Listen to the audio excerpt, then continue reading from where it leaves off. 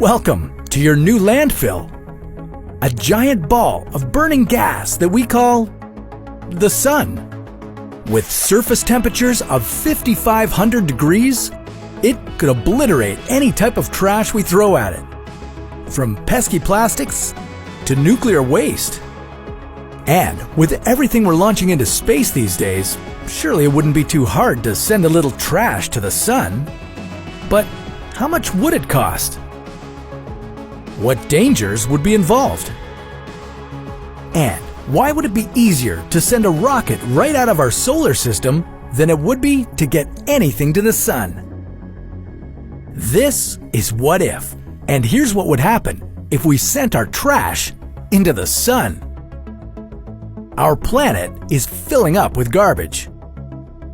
Yeah, at the rate we're going, by 2050, we'll be dealing with 12 billion tons of plastic sitting in landfills.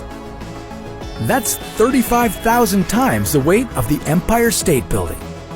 Sure, it'd be nice to put it all in some giant rockets and blast it off, but there would be some serious risks involved. Like, what would happen if there was an accident while a rocket was in the Earth's atmosphere and all our trash and nuclear waste came raining back down on us? The sun is about 150 million kilometers away from Earth, so getting any trash there would be extremely expensive. To put it in perspective, the Ariane 5, a modern European rocket, has a payload capacity of 7,000 kilograms and costs approximately $200 million to launch into orbit. So to get all the planet's garbage headed off towards the sun would take 168 million of these rockets, just to remove our trash for 1 year. The price tag would be $33 trillion.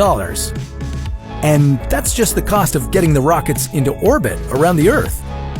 If we wanted to get them from the Earth's orbit to the sun, it would require 10 times more fuel.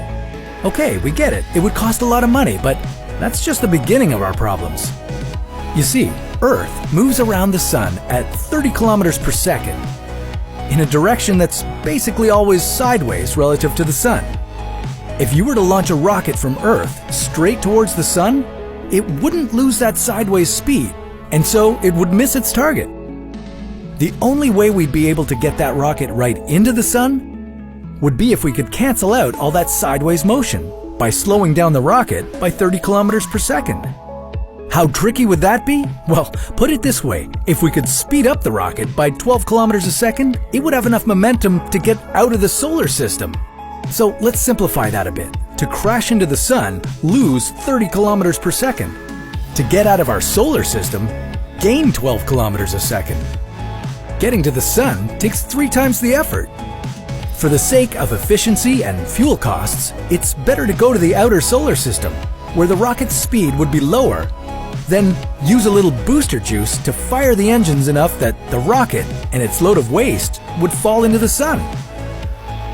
Even if we were able to figure all this out and successfully deliver our garbage rocket directly to the sun, it probably wouldn't be worth all the risks involved.